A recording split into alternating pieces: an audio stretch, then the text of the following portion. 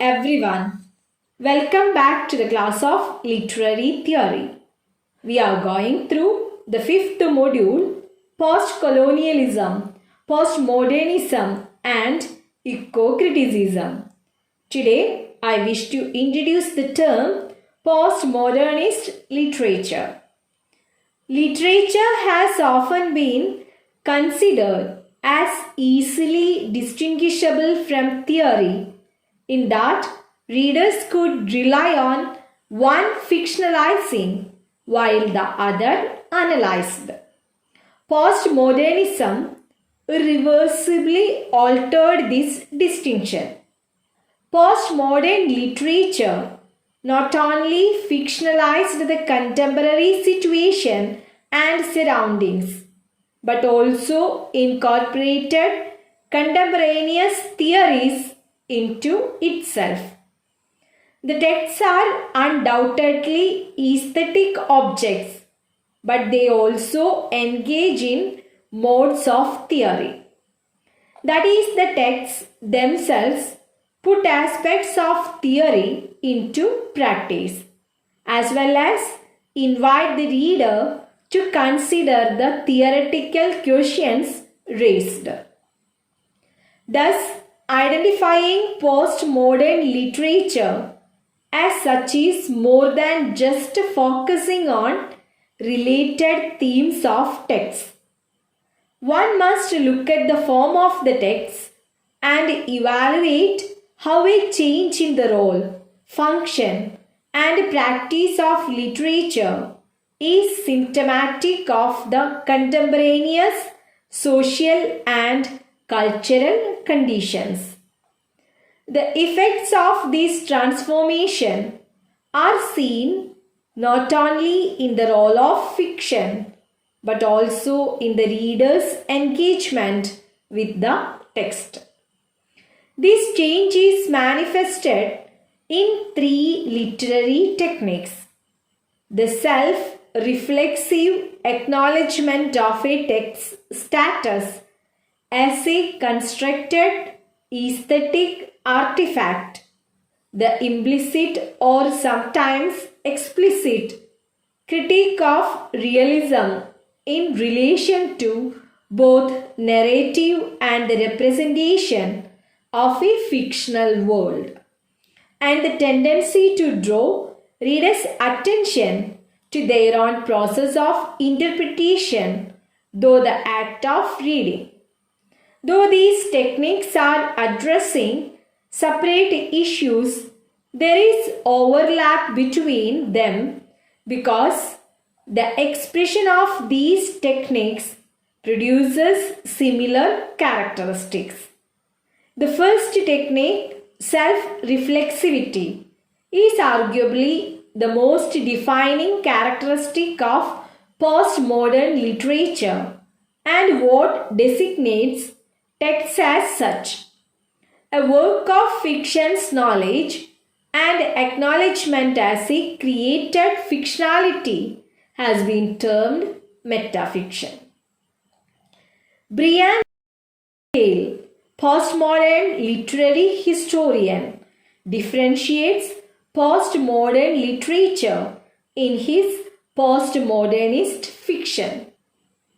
It was published in 1987. Brian is Distinguished Arts and Humanities Professor of English at the Ohio State University. He is one of the founding members of Project Narrative at Ohio State and served as president of the Association for the Study of the Arts of the Present in 2010-11. The author of 3 books on postmodernist fiction and poetry: Postmodernist Fiction, Constructing Postmodernism, and The Obligation Toward the Difficult Whole, Postmodernist Long Poems. He has also published many articles on modernism and postmodernism, narrative theory, and science fiction. He is co-editor with Randall Stevenson of the Edinburgh Companion to 20th Century Literatures in English, with David Herman and James Phelan of Teaching Narrative Theory, with Luke Herman and Inger Dalsart of the Cambridge Companion to Thomas Pynchon, and with Joe Bray and Alison Gibbons of the Routledge Companion to Experimental Literature. Brian McHale looks back on the movement in what was postmodernism. He contrasts postmodernism's canonization with crucial constructions of modernism and moves through contemporary painting to reflect on intersections between the violence of recent history and postmodernism. As the post-war world lived in the ruins of our own civilization, if only in our imaginations. I just gave an introduction for postmodernist literature and postmodern literary historian Brian McHale. In Brian McHale's postmodernist fiction, he gives a definition for postmodernist fiction. Postmodernist fiction differs from modernist fiction just as a politics dominated by ontological issues differs from one dominated by epistemological issues.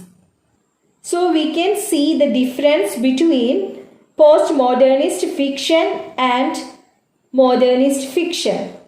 Postmodernist fiction is dominated by ontological issues. What is ontological? Ontological means showing the relation between the concept and categorizing in a subject area or domain. In Malayalam, it means Jiva Tattva Shastra Paramaya.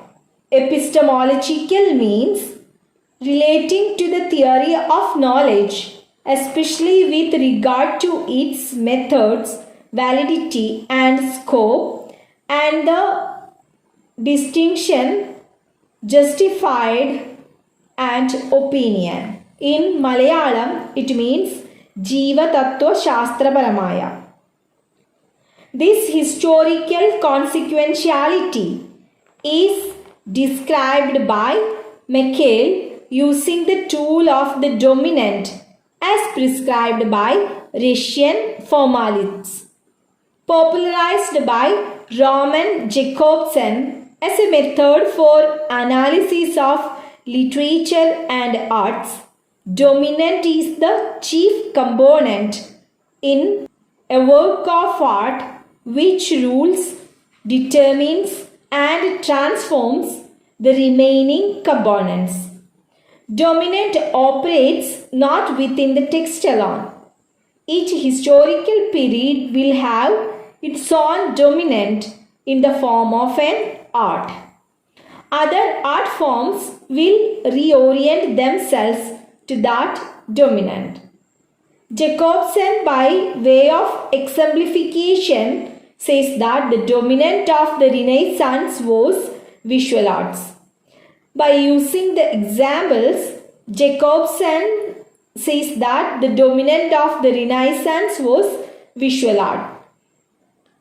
Different literary theorists and literary historians like David Lodge, Iftab Hassan, and Peter Woolen have developed their own concepts to mark postmodernism's break with progress from or difference with modern arts and literature.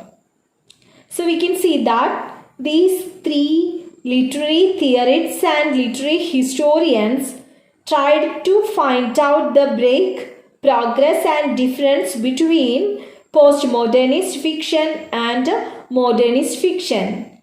But these are static oppositions which are silent about mechanisms of historical change, but they fail to find out the mechanisms of historical change between postmodernist fiction and modernist fiction.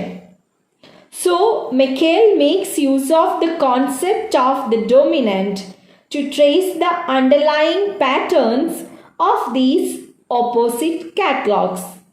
He relies on Jacobson's principle that the change of the dominant will explain the change in the historical process. For the shift in dominant is a certain phenomenon. Michael's project is to interrogate the modernist and postmodernist texts to elicit or bring out the nature of the shift to define postmodernist literature in relation to modernist literature. McHale post modernist ലിറ്ററേച്ചറും modernist ലിറ്ററേച്ചറും തമ്മിലുള്ള വ്യത്യാസം കണ്ടെത്താനായിട്ട് ഉപയോഗിച്ചത് ജേക്കോബ്സന്റെ പ്രിൻസിപ്പിളായിരുന്നു. I think all of you have the clear idea about Jacobson's principle. What it is?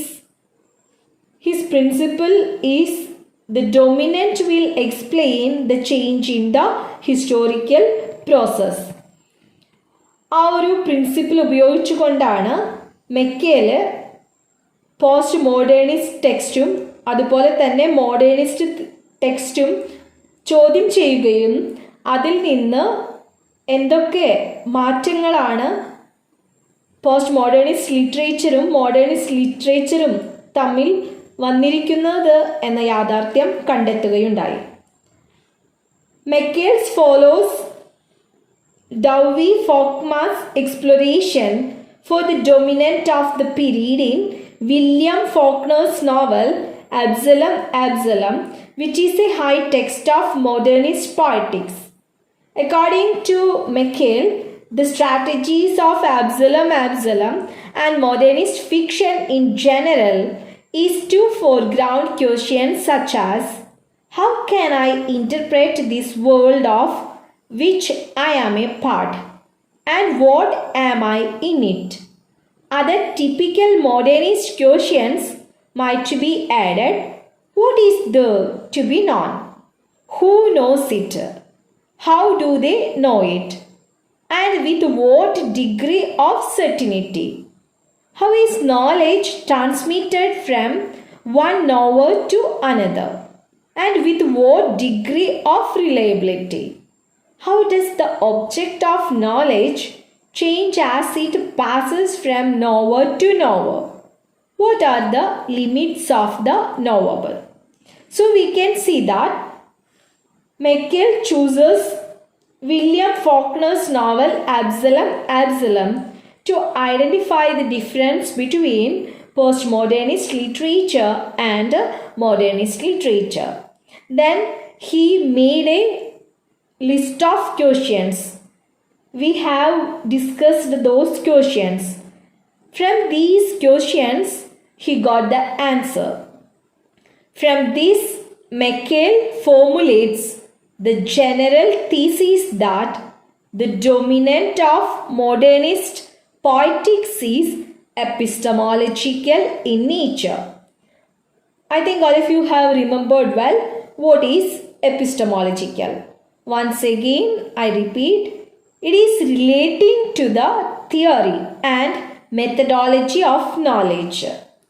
Jnana Shastra Paramaya. By using the work of William Faulkner's novel Absalom, Michael identified that modernist poetics is dominated by epistemological in nature. In contrast to the dominance of issues related to knowledge, Michael formulates his second thesis that the issues foregrounded in postmodern fiction are existential in nature. The dominant of postmodern fiction is in short ontological. First, he made the investigation in modernist literature. He identified that modernist poetics is dominated by epistemological issues. In his second research, he identified that postmodernist fiction is controlled by ontological issues. According to Meckel, it raises questions like, which world is this? What is to be done in it? Which of my cells is to do it?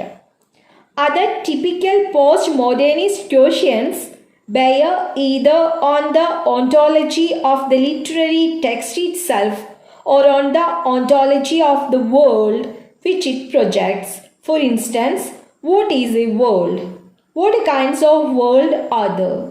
How are they constituted? And how do they differ? What happens when different kinds of world are placed in confrontation, or when boundaries between worlds are violated? What is the mode of existence of a texture? And what is the mode of existence of the world it projects? How is a projected world structured? These are the questions he asked to find out what is dominating in postmodern fiction. Ontological dominant determines the underlying unity of the postmodern texts, which are diverse in genre, time, theme, etc. The change of dominant from modernism to postmodernism is change from epistemological uncertainty to ontological plurality or instability. The epistemological questions of the modernist dominant are pursued to the end of becoming ontological questions. Questions seeking knowledge lead to questions about existence and beingness.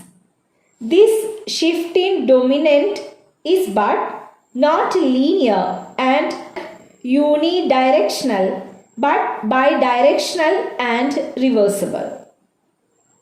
Meckel concludes his principle of postmodernist shift in the following remark. In postmodernist texts, in other words, epistemology is backgrounded as the price for foregrounding ontology. Meckel believes that the postmodern model for literature is not common for all genres and all cultures. He sought to establish that postmodernism is not to be understood as a unifying literary approach or method of analysis. Apart from the exterior history of postmodernism, there are internal histories of each genre in which the timeline, sequence of development, and methods of postmodernism differ. Meckel defines that it is not an easy job to identify postmodernist literature because it is different from other genres and all cultures. So definitely we should have the exterior and interior history of postmodernism to identify what it is postmodernist literature. So we should have the clear knowledge regarding timeline, sequence of development and methods of postmodernism differ. Surveying North American and European postmodernist fiction, Meckel states that despite postmodernism's rejection of historical realism, it itself was not unrealistic.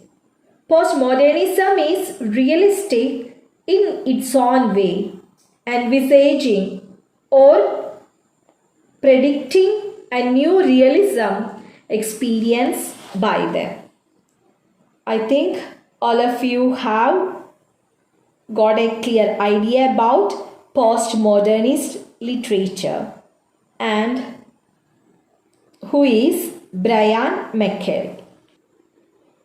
By this class, we have covered the module 4 and 5. All of you please go through the textbook well. Take care. Stay safe. Thank you.